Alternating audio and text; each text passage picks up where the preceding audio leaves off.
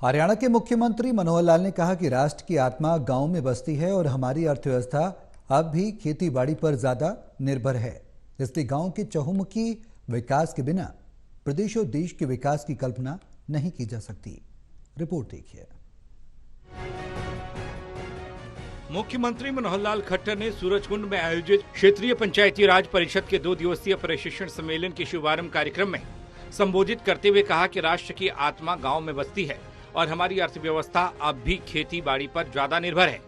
अपने संबोधन में मुख्यमंत्री ने कहा कि हम यहां एक ऐसे विषय पर विचार करने के लिए इकट्ठा हुए हैं जो देश के लोकतंत्र का मूल आधार है और देश के आखिरी व्यक्ति के हितों से संबंध रखता है।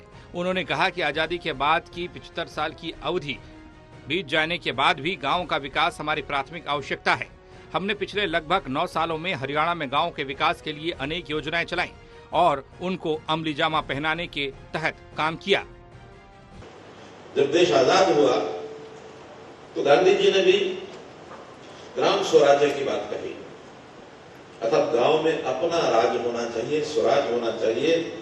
सीधी सीधी सरकारें केंद्र की अथवा प्रदेश की शायद हमारी ग्रामीण व्यवस्था से उतना ज्यादा न्याय नहीं कर पाएंगे जितना एक स्थानीय पंचायत कर सकती है।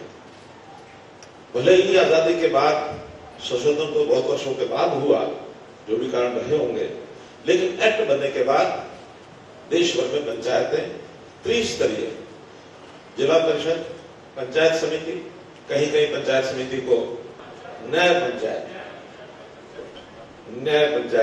था, तो ब्लॉक पंचायत की पंचायत समिति को जगह ये कहा जाता है ग्राम पंचायत। मुख्यमंत्री ने कहा कि पंचायतें हमारी राष्ट्रीय एकता, अखंडता, सुशासन और लोकतंत्र का रक्षा कवच हैं। हमारे देश में पंचायतों की न्यायप्रियता के कारण परमेश्वर की धारणा बनी थी। उन्होंने कहा कि ग्राम पंचायत, पंचायत समिति और जिला परिषद ये तीनों स्तर हमारे देश की प्रजातंत्र व्यवस्था के मूल आधार हैं।